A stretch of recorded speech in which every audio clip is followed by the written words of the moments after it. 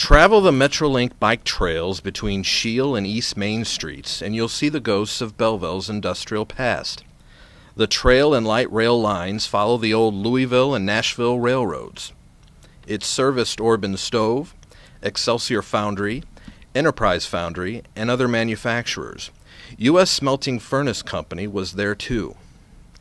In 1869, James Jones left Manchester, England for America. He set up shop in St. Louis and established himself as one of the best brass manufacturers in the country.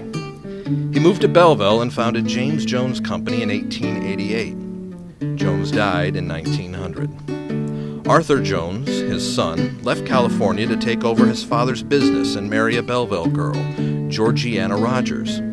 He changed the focus from brass to developing and manufacturing furnaces for industrial use. He established U.S. Smelting Furnace Company.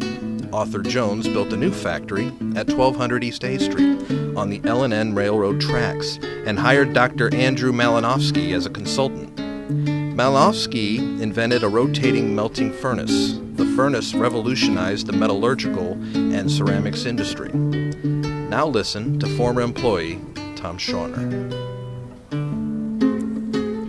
It's kind of obsolete looking, kind of antique looking, but it's the only furnace that would do the job, 1917 or something like that, and that's what they originally started the company with, that furnace.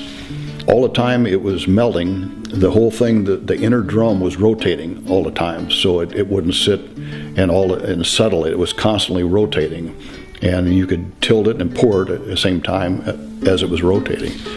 And it was kind of a unique thing. At one time, there was no other place that made a furnace like that in the world. And I was there for 24 years, and it was a good company to work for. When I started there in '64, it was just kind of laid back. The other three guys in the shop was 68 and 69 years old. They didn't get no big hurry to do anything. And it was a good environment. We got a lot of stuff done. It was an old machine shop. Like today, all the new machine shops are NC equipment and stuff like that. These are old manual machines, and these three old guys, I learned my apprenticeship off of them, and it was an antique looking shop.